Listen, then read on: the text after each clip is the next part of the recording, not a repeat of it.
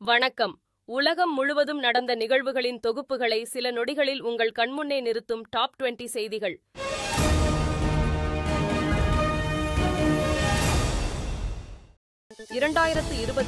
ஆம் ஆண்டு புத்தாண்டை முன்னிட்டு தமிழகம் முழுவதும் உள்ள கோவில்களிலும் தேவாலயங்களிலும் சிறப்பு வழிபாடு நடைபெற்றது.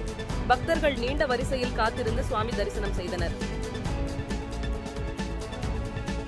ஆங்கில புத்தாண்டையொட்டி இந்த ஆண்டு அனைவருக்கும் புதிய வாய்ப்புகள், வெற்றி மற்றும் முடிவில்லா மகிழ்ச்சியை கொண்டு வரட்டும் என பிரதமர் மோடி வாழ்த்து தெரிவித்துள்ளார்.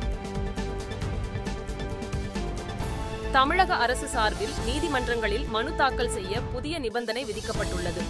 அதன்படி சான்றளிப்பவரின் கையெழுத்து, முத்திரை, பதிவு எண், முகவரி போன்றவை அதில் பதிவு செய்யப்பட வேண்டும் என்று தெரிவிக்கப்பட்டுள்ளது.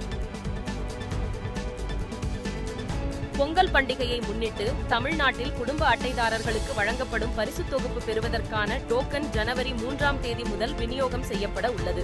மேலும் ஜனவரி 9ஆம் தேதி முதல் பொங்கல் பரிசுத் தொகுப்பை பெற்றுக் கொள்ளலாம் என அறிவிக்கப்பட்டுள்ளது.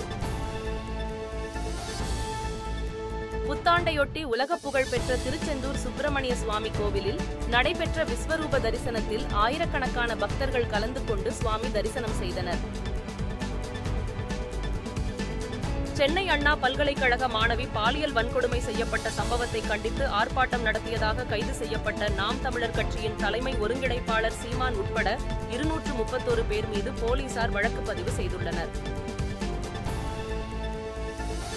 கன்னியாகுமரியில் உள்ள திருவள்ளுவர் சிலை, வெள்ளி விழாவையொட்டி அமைக்கப்பட்டுள்ள திருக்குறள் கண்காட்சியை ஒரு வார காலம் இலவசமாக பார்வையிடலாம் என அறிவிக்கப்பட்டு உள்ளது.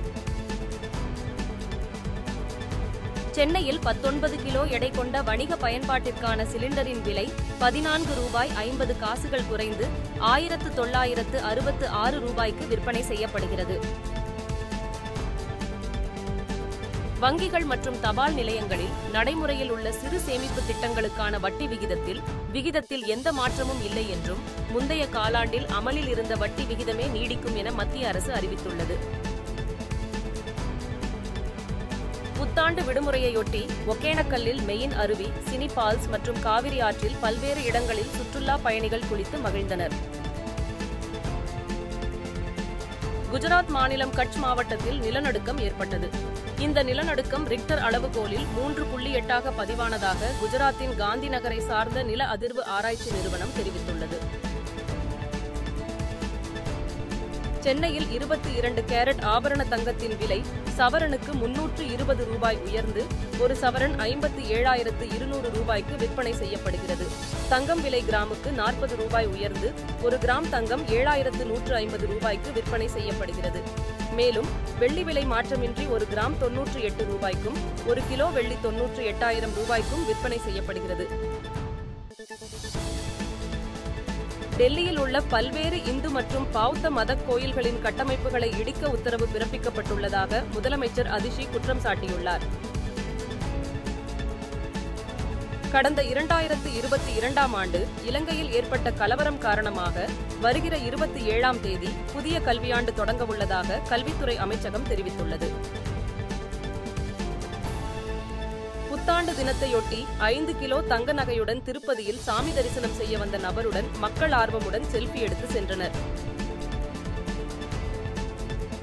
இங்கிலாந்தில் புத்தாண்டையொட்டி மந்திரி சபை வெளியிட்டுள்ள கௌரவ விருதுக்கான பட்டியலில் இந்திய வம்சாவளியை சேர்ந்த 30க்கும் மேற்பட்டோருக்கு மன்னர் சார்லஸ் விருது வழங்கி கௌரவிப்பார் என தெரிவிக்கப்பட்டுள்ளது.